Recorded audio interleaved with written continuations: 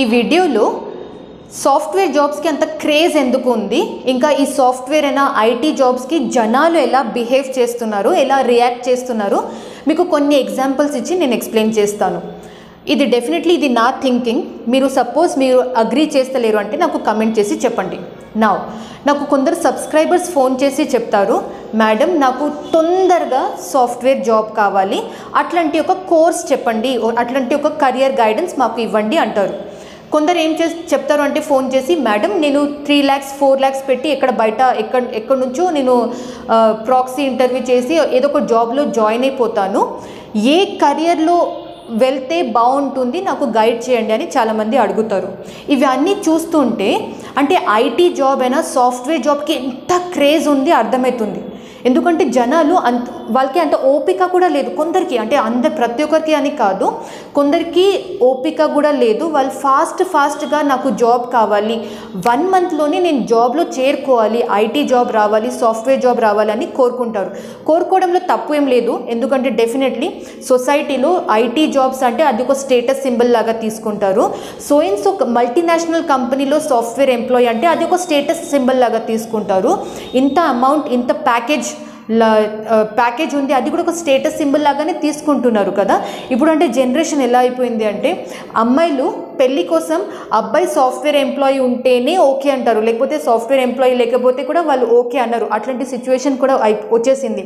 ఈ వీడియో నేను ఎందుకు క్రియేట్ చేస్తున్నా అంటే సాఫ్ట్వేర్ లైఫ్ కోరుకోవడం దానిలో తప్పు ఏం లేదు. సాఫ్ట్వేర్ జాబ్లో డెఫినెట్లీ సెక్యూరిటీ ఎక్కువ ఉంటుంది, గ్రోత్ ఎక్కువ ఉంటుంది, శాలరీస్ ఎక్కువ ఉంటాయి, పే ప్యాకేజెస్ డెఫినెట్లీ ఎక్కువ ఉంటాయి. కానీ ఆ సాఫ్ట్వేర్ జాబ్ తొందరగా రావాలి అంటే 1 monthలోనే రావాలి, లేకపోతే నా దగ్గర డబ్బు ఉంది, నేను డబ్బు పెట్టి ఆ సాఫ్ట్వేర్ జాబ్కి చేరుకుంటాను, ఈ ఆలోచన, ఈ థాట్స్ ఉండడం అది తప్పు అంటాను, అది కరెక్ట్ కాదు అంటాను. దీనికి అంటే మనం ఏం చేయొచ్చు, దీనికి రిప్లై లాగా మనం ఏం చేయొచ్చు అంటే ఫస్ట్ డెఫినెట్లీ మీ స్కిల్స్ మీద మీరు ఫోకస్ చేయండి.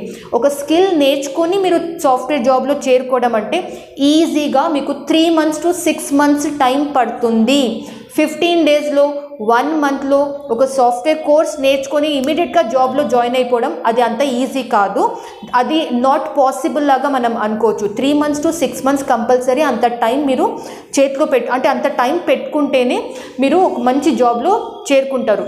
కొందరి దగ్గర డబ్బు ఉంది, నేను డబ్బు పెట్టి నేను ఫేక్ ఎక్స్పీరియన్స్ ప్రాక్సీ అన్నీ చేసి 1 monthలో వెళ్ళిపోతాను, జాబ్లో జాయిన్ అయిపోతాను అంటే అది కూడా ఆలోచన చాలా తప్పు ఆలోచన. ఎందుకంటే ఫేక్ పెట్టి మీరు జాబ్లో చేరుకుంటారు, కానీ జాబ్లో సస్టైన్ అవ్వడం చాలా కష్టం. మీకు స్కిల్స్ లేకపోతే మీరు ఏ జాబ్లో కూడా సస్టైన్ కాలేరు.